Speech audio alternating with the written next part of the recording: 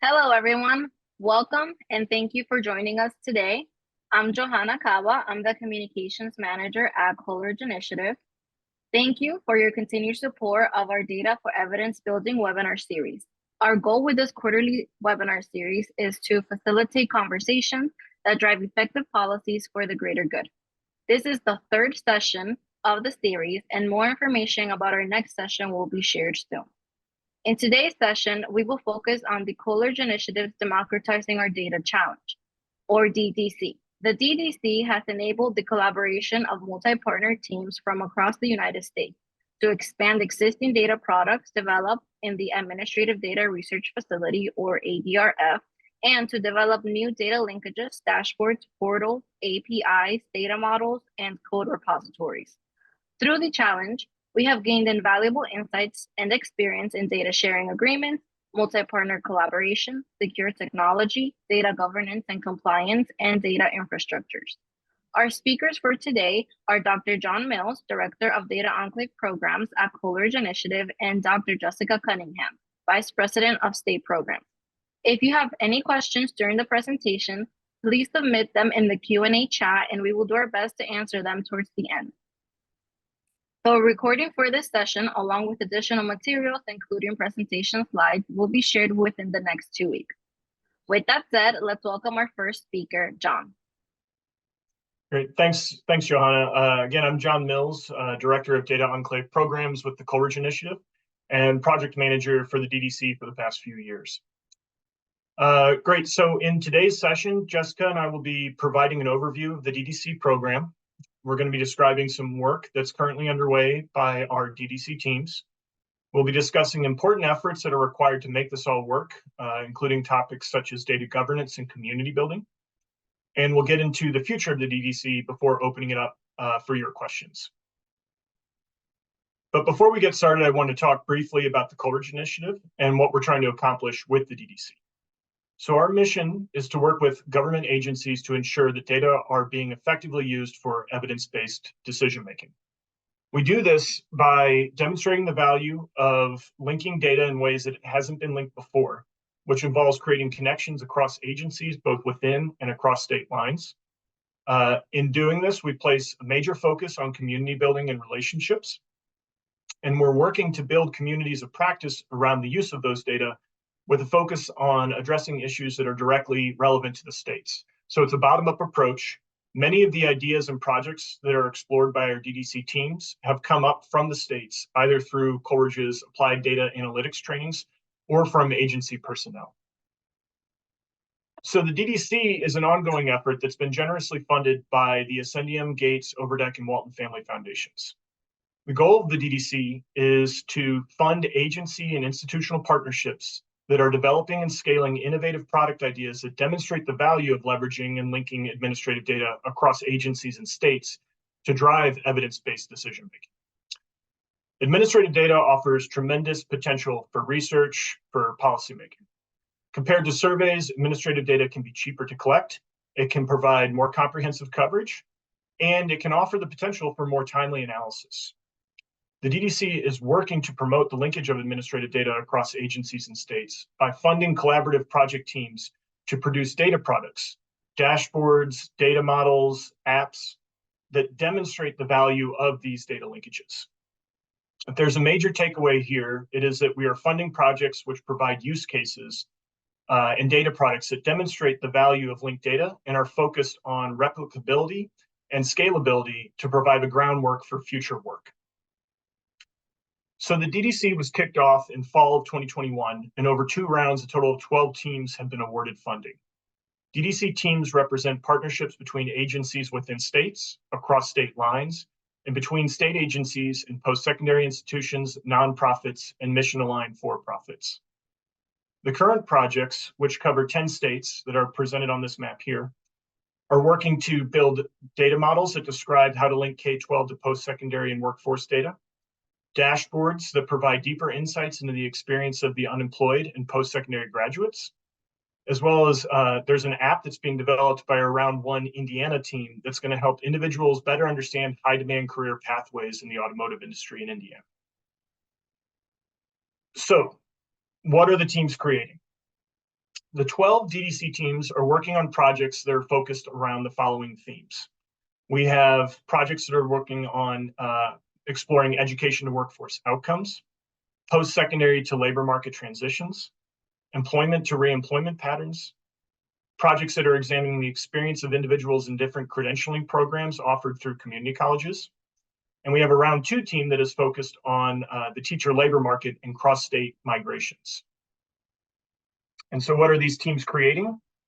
With the DDC, we're focused on a theme of demonstrating the value of linking administrative data by emphasizing moving from projects to products to practice. So the teams are producing a number of data products that are designed to demonstrate the value that can be achieved by going through all the work required to create linked administrative data assets. The DDC products include data models that provide blueprints to help navigate interoperability and data governance issues that arise while linking data that had never been linked before. Dashboards are another key product coming out of the DDC. A number of teams are expanding and augmenting existing dashboards, such as the multi-state post-secondary report, which was originally developed by Kentucky's KY Stats department, which provides a rich picture of cross-state migration of post-secondary graduates between many states. Other teams are expanding on the unemployment to reemployment portal that was originally developed by Illinois' Department of Employment Security, which provides a deeper understanding of the experiences of unemployed individuals as they navigate the path to reemployment. We also have a number of teams that are developing dashboards that will provide more information about the labor market experiences of individuals engaging with community colleges. So to give you a better sense of what the teams are doing, we're going to walk you through 2 of the teams that have completed their projects over the last year. I'll begin with the New Jersey team, which created a K-12 data model. So the New Jersey team's goal was to create a K-12 data model that would provide guidance on the governance and interoperability challenges that are associated with linking K-12 to post-secondary and workforce outcomes. That was specifically designed from the outset with a focus on expanding to multi-state projects, so across state lines. The team focused on producing a model that spoke to current data and existing tools that are used by states and leveraged a technical advisory board to obtain iterative feedback on the model's design. The project culminated in a report and technical model diagrams that provide a blueprint for a common structure for multi-state research. It also included a set of actionable tools to help design use cases that are leveraging K-12 data, and has already been used to support a new initiative that is looking at cross-state migrations of teachers by the Eastern States team. We'll have more information coming out about the New Jersey K-12 data model, as well as its availability in the upcoming months. And you can find that through the Coleridge Initiative's website. Next up is the Kentucky team, which worked to expand the existing multi-state post-secondary report that was originally developed by the KY Stats team by adding post-secondary outcome and wage data from additional states to expand the reach of the MSPSR. In addition to building on the current dashboard, the KY Stats team has been leading the way on producing replicable code that can be shared across states, as well as identifying best practices to help further expand the reach of the MSPSR. So the Kentucky DDC team's effort has resulted in the first state-driven, large-scale, cross-state dashboard that focuses on post-secondary outcomes. And the team plans on continuing to build on this effort by expanding the existing enrollment cohort dashboard, modifying the existing completion cohort dashboard to better understand trends over time, and generating sustainability of this project by developing common coding practices and highlighting solutions to common challenges. You can find out more about this product through KY Stats at their webpage, kystats.ky.gov/reports. They also have a number of other reports that are pretty great to look at. Okay, so we've talked about 2 teams that have completed their projects. You'll see announcements with more information about these teams coming out from the Coleridge Initiative over the next month. This timeline gives you an overview of the expected completion dates for the remaining DDC Round 1 and Round 2 projects. So in 2024, we're going to see several projects that are going to be completing their work on that include additional updates to the MSPSR, the multi-state post-secondary report, as well as expansions to the unemployment to reemployment portal into new states and adding new features to that unemployment portal. In 2025, we'll see completion of several projects that are creating dashboards that link education data, both K-12 and post-secondary data, to workforce outcomes, as well as a team that is creating a report mapping cross-state migrations of the teacher labor force produced by the Eastern States Longitudinal Data Collaborative. So next, we're going to turn to a discussion of some of the efforts that are required to make all of this work. There's the efforts that are being done by the teams, but then there's a lot of issues around data governance and community building that helps support the structure and lead to the scalability of these projects and expand the replicability of them. Central to this effort is Coleridge's Administrative Data Research Facility, or ADRF. This is a FedRAMP approved cloud-based environment that allows for secure access to linked administrative data. The ADRF allows agencies to host and link their data, to permission those data to individuals to be used by research teams for state work, and to monitor project outputs through a multi-step export review process. The ADRF structure is based on the 5 safe security framework. So that's safe projects, people, settings, data, and exports.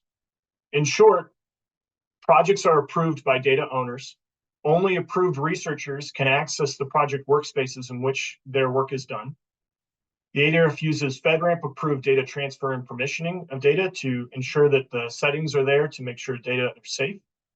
Data are further cached prior to ingestion.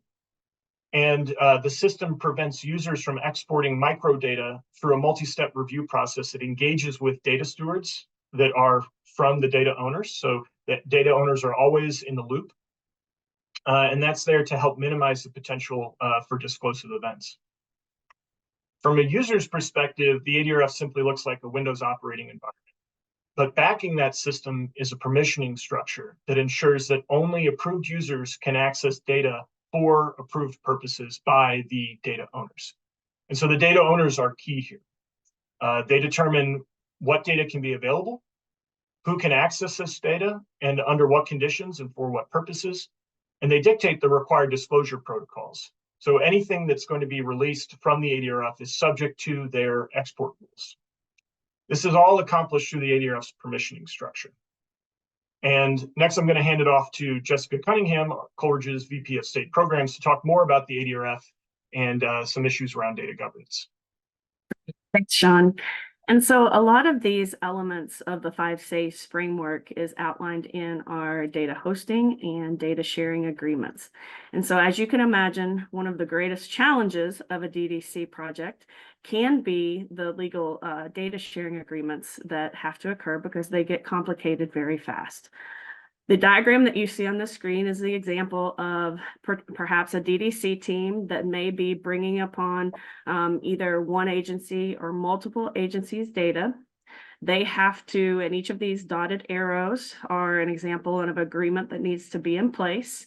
And so they may be bringing in data from a DDC perspective into the ADRF, in which they want to link to another set of data, be it from another state or what have you, inside the ADRF in an isolated project workspace. And so to be able to accomplish that, you have to have a hosting and sharing agreement with all the terms from the DDC team perspective, covering the needs and customized requirements for that DDC team's data. And then also you have to have the permission from the data source, the data owners, in which you want to link the data. So this is one example of how complicated some of the DDC projects can get from a data sharing perspective.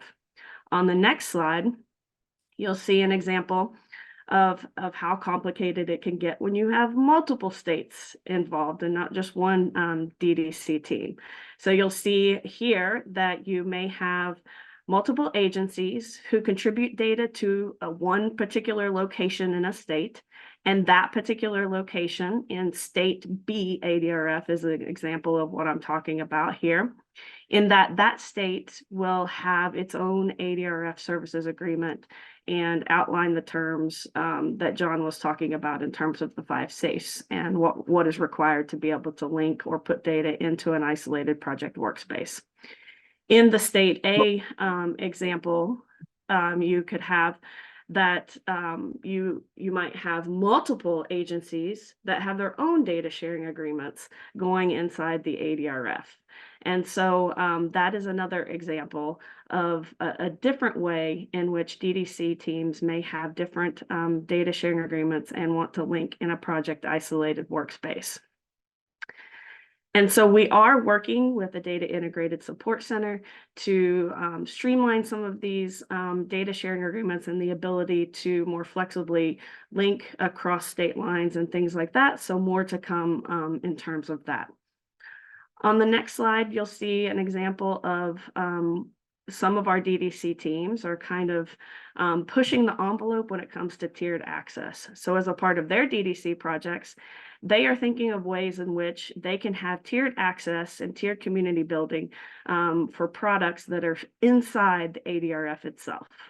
And so, thinking about who, from a governance perspective, should have access to micro-level de-identified data, who can have access to unsuppressed counts in a dashboard inside the ADRF, and then, of course, you have the public-facing version. So with that, I'll hand it off to John for the rest of the presentation. Great, thanks, Jessica. So woven throughout the DDC is an emphasis on collaborative partnerships among state agencies, post-secondary institutions, nonprofits, and mission-aligned for-profits that are working to leverage the skills and experience that each group brings to the table. Obviously, this starts with the states. State agencies have the administrative data, they have the contextual knowledge of those data, and they have an awareness of the problems that are faced by their states that they would like to have addressed. In addition, cross-agency collaboration works to leverage the content knowledge of domain-specific data providers. And post-secondary institutions and nonprofit organizations can support the research and contribute to showing the value to the states.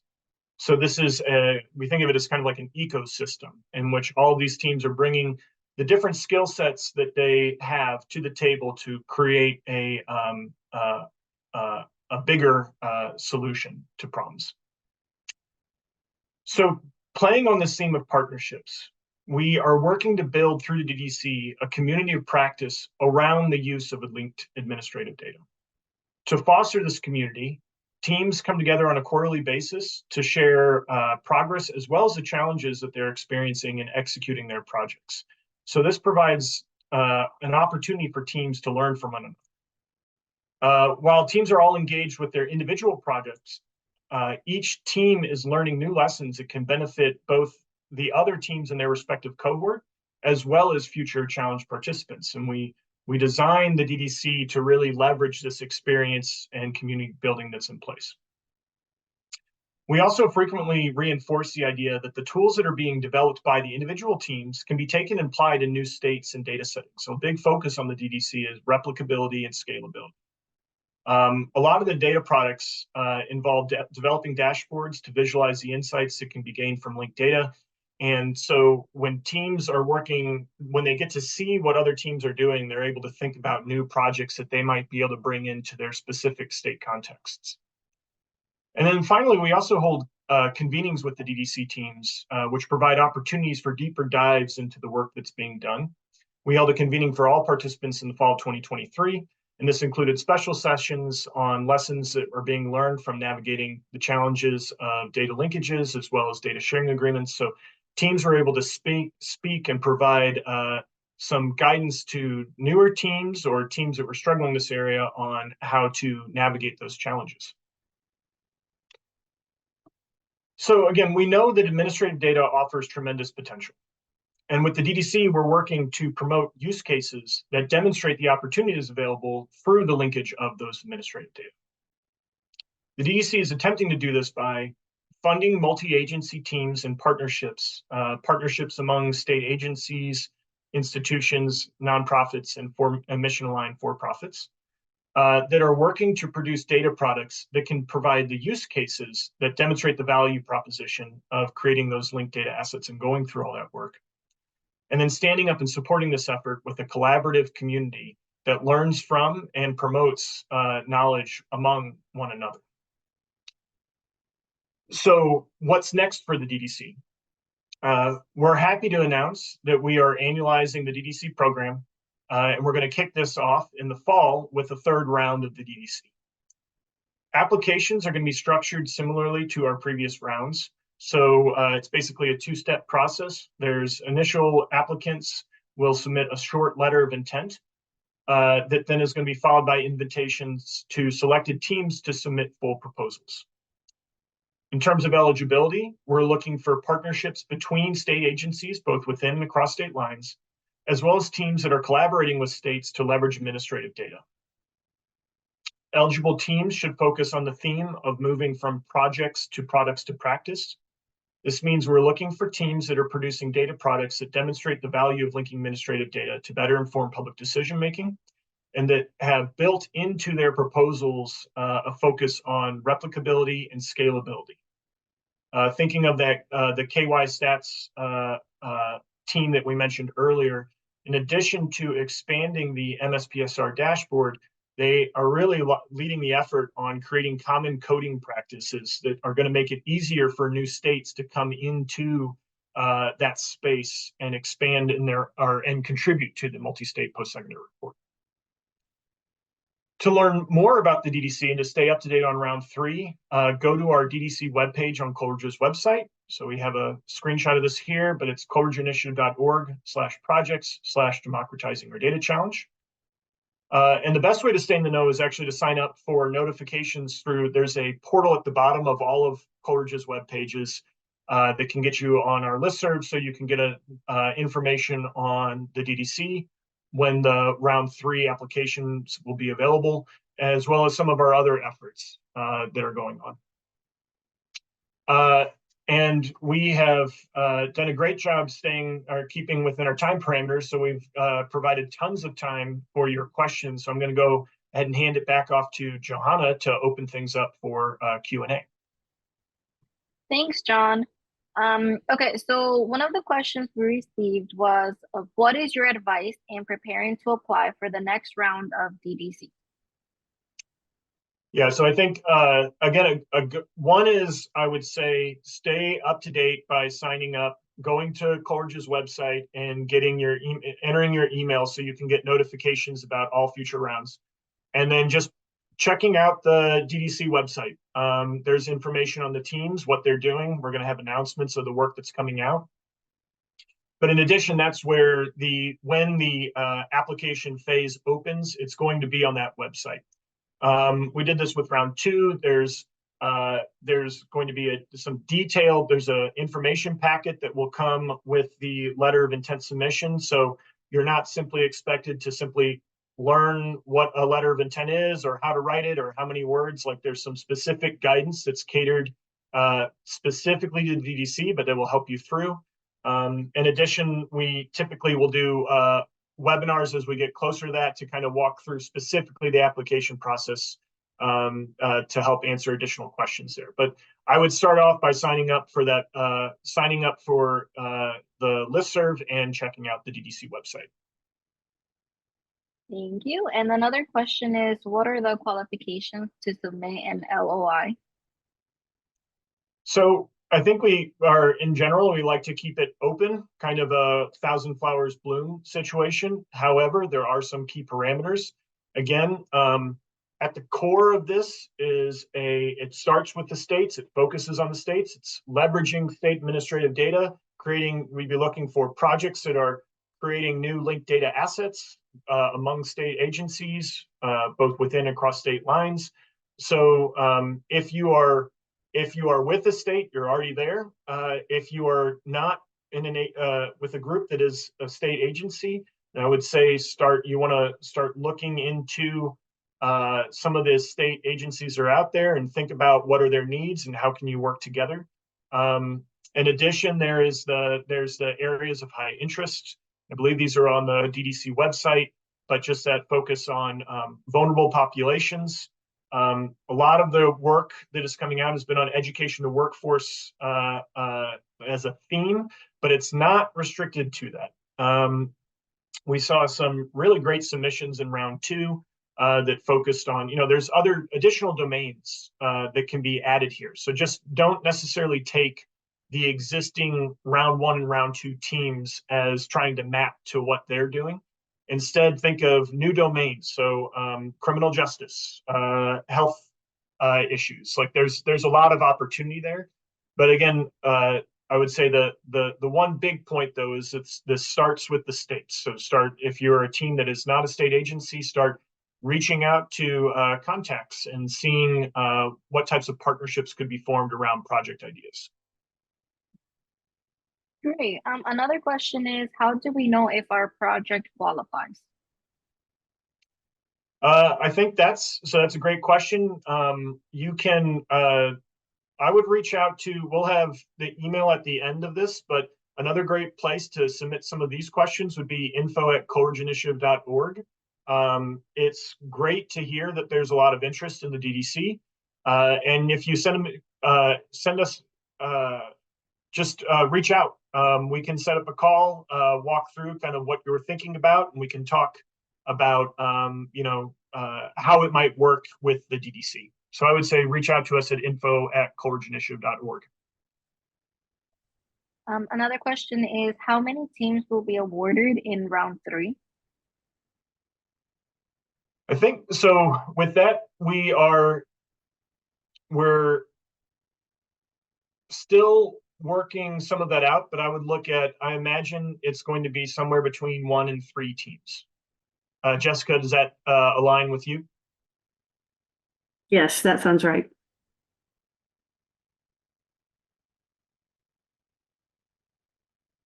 Okay, another question we just got is thinking security and how wide the audience is. To what extent should we be concerned about risks such as unauthorized access, breaches, or even unintentional misuse?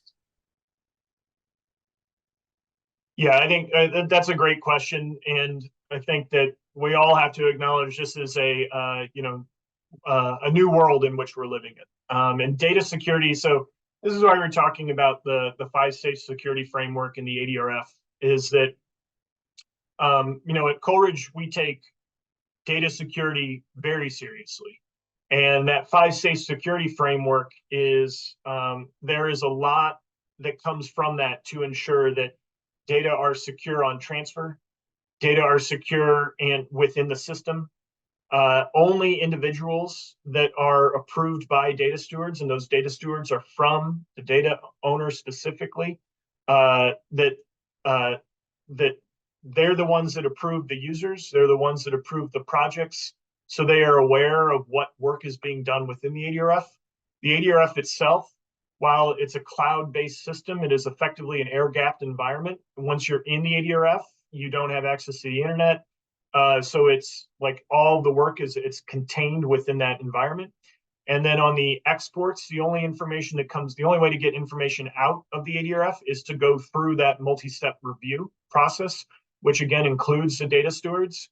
So again, the core of this setup is that the data owners are the owners of the data. And it's a process that ensures that the work that is being done, the work that comes out of the ADRF is aligned with the data, what has been approved by the data owners for use, and what is approved by data owners to be exported. Thank you. And one other question, what domains are projects in? So like I said, we have there's a number of kind of major themes that are being explored by our projects. So there's some that are looking at education to workforce outcomes. We have the unemployment to reemployment. So both projects that are looking at kind of the experiences of individuals that are unemployed, but also the services that are out there for those individuals, and the experiences of those individuals as they navigate their way back to reemployment. We have several projects that are looking at credentials. and also populations that are not always focus. So not just traditional or graduates of four-year institutions, but also looking at community college graduates, looking at individuals that are leveraging micro-credentialing programs at community colleges. So these are not, they don't result in a degree, but they're ways by which individuals can get a credential that moves them along their workflow or their rather their career or their career path. So there's lots of different domains that are being currently explored. Education, workforce those are two major areas. Unemployment as well. But again, for future teams, we're definitely interested in, there's strong interest in exploring other domains. So criminal justice, health, public health issues, it's not necessarily restricted. Okay. Another question we received was, what teams have completed projects and where can we learn more?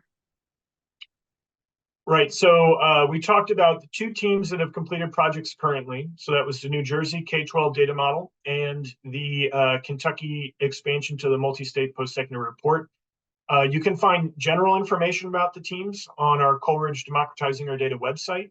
We're also going to be sending out some announcements and kind of adding to what is currently on that website with information about the products that are coming out.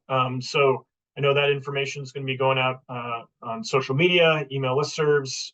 We'll do some releases. So again, a great place to learn about the work that's currently being done, and also for future rounds is going to be going to our Democratizing Our Data website, which I see has just been entered in the chat. Great. One question we received was, what is the long-term vision? How does ADRF leverage or complement state-based integrated data systems? John, I can take that if you'd like.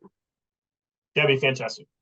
Yeah, so, this is really envisioned to complement and not be duplicative of your state longitudinal data system or integrated data system. So this is really meant as a long-term vision to complement what you do, maybe help improve data practices around your longitudinal data system or integrated data system. This could be something that allows you to fill in data gaps, be it, potentially out of state workforce outcomes or something like that. So this is definitely not intended to necessarily replace, but just to complement whatever your needs are in terms of your particular state. And some of those needs are different. Some are building out full researcher enclaves in the ADRF because that's what they need as a state. So it really depends on your particular state needs and how you wish for that to interact and improve your practices to build capacity in your state around your longitudinal or integrated data systems.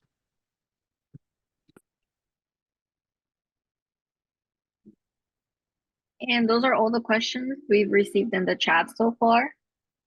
We still have more time if anybody else wants to ask anything. Oh, we just got another one. Can you talk more about how an isolated work environment works? i.e., is it remotely accessible, a physical place you must go to do all analysis, or something else? Yeah, it's a great question. So you access the isolated environment through a web portal. And so it's basically, think of it as a computer. You're on your computer looking through a screen that's really linked into a secure data server. The way this is all set up, I kind of think of the ADRF as being like an office building in which you have a key code to gain entry, and there's lots of work being done, but you are actually going to a specific computer lab within that building that you have another key code to gain entry to. And when you come in, there's going to be a bunch of individual workstations. And that's kind of the way that the project isolation occurs. So you only get that access you're only given access to your computer lab in which to do work, but the individuals that are within that workspace can now work collaboratively within that space. And so The data owners, any type of data that are being linked into that individual computer lab that's been approved. The computer lab has been created because the data owners approved that creation.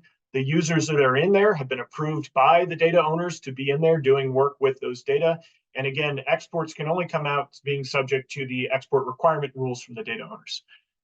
So it allows for both the ability to have secure access to data that has been challenging to get access to in the past.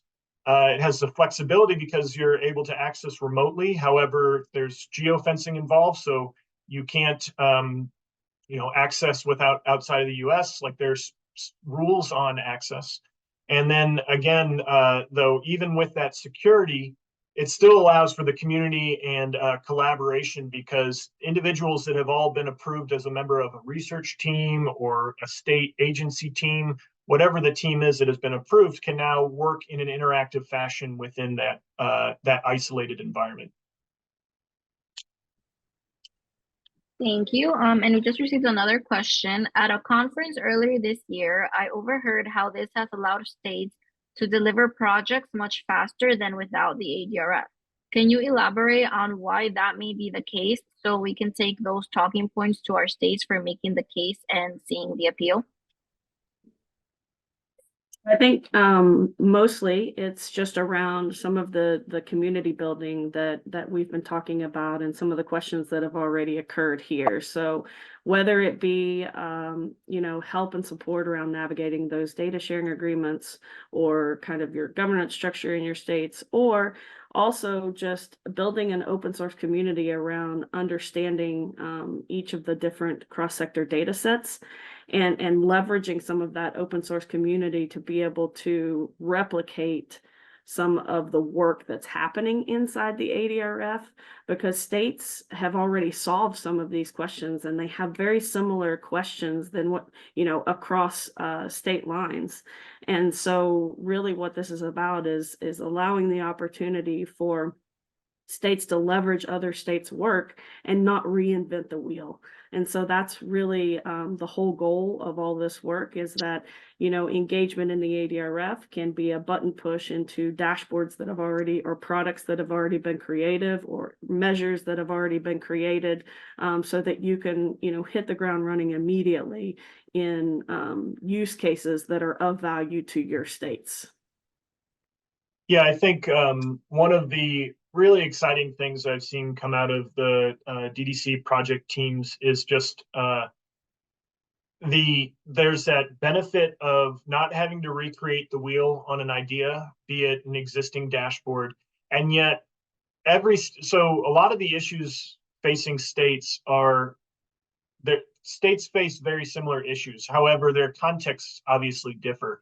And so it's been really cool to see how some of the DDC projects are taking kind of the structure of an existing dashboard and then augmenting it to support their individual state needs. That's one. And then the second thing is I've been able to see how the existence of this dashboard and kind of going through, it's a non-trivial effort. I'm sure a lot of people on this call understand that data sharing agreements, data governance that is a big hurdle. Like, it's a big part of the iceberg.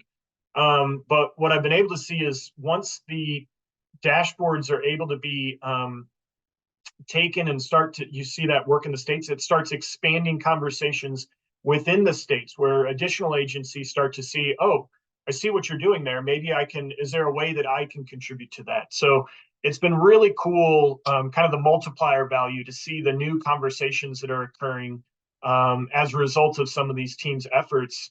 And again, it cannot be understated how a lot of these efforts really are helping advance, finally tackling the data governance issues, part of that huge iceberg. But again, like, one of the helpful things to get those conversations started is actually data products, use cases that groups can look to and say, oh, look at what in this other state they were able to accomplish by creating these data linkages. Is there a way that we could actually move this forward? That's been really, really cool to see. Thank you, John. I think those were all of our questions. And just to know, we did answer some of the questions within the Q&A chat and some were answered live. So thank you so much for your submissions. If we have no other questions, I think we can move on to the next slide. Great. Well, again, we definitely want to thank you for joining us today to learn more about the DDC. And again, if you have questions, please reach out to us at info@coleridgeinitiative.org. Happy to set up conversations, definitely to learn about what you're interested in pursuing and how it might fit in with the DDC. Before we go, we wanted to make a few announcements about some of Coleridge's upcoming engagements. And if you sign up for, go into that, put your email into that portal, you'll get notifications about this. But first is that we're hosting an applied data analytics training beginning on May 23rd. That's a partnership with NCSES. Basically, it's going to be hosting a hybrid training. So this is both in person and online. That's exploring diverse paths to invention of the U.S. trained doctoral scientists and engineering course. Applications for that are due on May 8th. So there's still time if you're interested in getting into that training. Also, if you're interested in taking an introductory R programming course, we developed a short course that can help you not only just understand R, but there's just an amazing amount of capabilities here in terms of dashboard development, et cetera. R itself, as a user of a different stats language, R has a learning curve, but it's got tremendous potential. So we're still accepting applications for our May program. Those are due on May 13th. Again, if you have any interest, reach out to us at info@coleridgeinitiative.org. And then finally, so thanks to Jade, who mentioned in the Q&A about our annual convening. So we had our 4th annual national convening in March, and we've uploaded session videos to our YouTube channel, and we're going to be releasing a summary report about the convening. So if you want to learn more about that, you'll be able to get information on our website. You can also check out our YouTube channel to actually see some of the conversations that are happening there. It was a very fun time. But again, to close out, we just definitely want to thank you for your time. If you want to learn more or simply want to reach out to us, please shoot us an email at info@coleridgeinitiative.org. Again, if you want to learn about the DDC, check out our webpage on the Democratizing Our Data Challenge. You can learn about the Round 1 teams and the Round 2 teams, what they're currently doing. That's also where we'll be posting information over the next month on work that's being completed. And also, again, if you're new, please go to our Coleridge website and sign up to get in on our email list, and that's going to keep you up to date with both the DDC Round 3 and all of our other efforts that are going on right now. All right. Thank you, everyone, for joining us. And we will be sharing the recording and the slides within the next 2 weeks. So thank you very much.